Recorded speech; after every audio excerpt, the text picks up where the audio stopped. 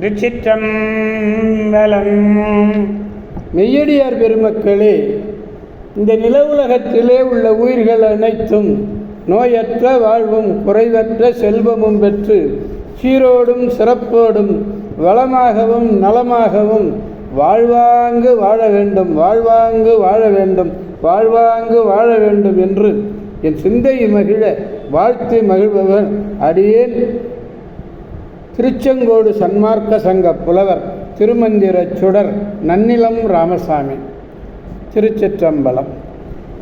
அடியார் பெருமக்களே, நீங்கள் நாள்தோறும் தொழில் உணருங்கள். நல்ல சிந்தனையோடு தொழில் உணருங்கள். நல்ல சிந்தனையோடு தொழில் உணர வேண்டாமானால் முதல் நாள் இரவே நல்ல சிந்தனையோடு நீங்கள் உறங்கணும். நல்ல சிந்தனை என்பது என்ன?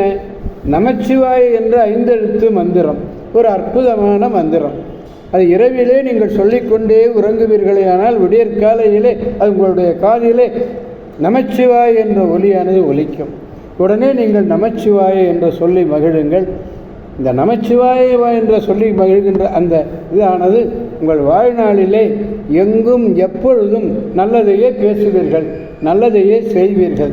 எனவே நமச்சிவாய சொல்லுங்கள். நமச்சிவாய நமச்சிவாய நமச்சிவாய. திருச்சிற்றம்பலம். அன்னம்பாளிக்கும் தில்லை சிற்றம்பலத்திலே அருள் நடனம் ஆடிக்கொண்டிருக்கிற நம்பெருமன் சிவபெருமன் குத்தப்பெருமன் அருள்மிகு சிவகாம சுந்தரி உடனமர் நடராஜ பெருமானுடைய பேரருளையும், மாப்பிள்ளை குப்பம் அருள்மிகு காமாட்சி உடனமர் கைலாசநாதருடைய பேரருளையும், அருட்குருமார்களுடைய குரு அருளையும், அடியார் பெருமக்களாகிய உங்களுடைய அன்புரைகளையும் வாழ்த்துரைகளையும் துணையாக கொன்று மனம் மொழி மெய்களாலே வணங்கி இன்று 4வது திருமுறை 71வது பதிகம் திருநாகை காரோணம். திருநாகை காரோணம். திருமறைக்காட்டிலே திருஞான சம்பந்த சுவாமிகளோடு வழிபட்டு விடை கொண்டிருந்த வாகீச பெருமான் அப்பர் பெருமான் திருவீழ மிழலை பரமன் திருக்கழலை மீண்டும் நினைந்து அம்மறைக்காட்டரும் அமர்ந்தருளும் சோதி அருள் பெற்று அகன்று செல்கையிலே இந்த திருநாகை காரோணம் பணிந்து பாடிய பதிகம் இந்த பதிகம். இந்த பதிகத்திலே 9வது பாடல் இல்லை. திருச்சிற்றம்பலம். 71வது பதிகம், 4ஆம் திருமுறை, 4வது பாடல். திருச்சிற்றம்பலம். பாடலில் 4வது பாடலை பெருமானிடத்திலே பாடி மகிழ்விப்போம். திருச்சிற்றம்பலம். மண்டனை இறந்து கொண்ட மாயனோடு அசுரர் வானோர் தெண்டிரை கடைய வந்த தீவிடந்தன்னை உண்ட கண்டனை கடல் சூழ்நாகை காரோண கோயில் கொண்ட கண்டனை நினைந்து நெஞ்சே அம்ம நாம் உய்ந்தவாரே. திருச்சிற்றம்பலம். உலகங்களை மாவலியிடத்திலிருந்து தானமாக பெற்றான். மாவலி சக்கரவர்த்தியிடமிருந்து தானமாக பெற்றவன் யாரு? திருமால். அந்த திருமாலோடு அசுரர்களும் தேவர்களும் தெளிந்த அலைகளை உடைய பார்க்கடலை கடைய அப்பொழுது எழுந்த கொடிய நஞ்சினை, அந்த நஞ்சினை உண்ட கழுத்தை உடையவனாய் உள்ள காரோண பெருமானை நினைந்த நெஞ்சமே நாம் உய்ந்தவாறு வியக்கத்தகும். மந்தனைன மண்ணுலகத்தையே இறந்து கொண்ட மாயவன் யாசித்தான். இது மாவலி மன்னனிடத்திலே 3 அடி மண்ணு 3 அடி மண்ணு கேட்டான்.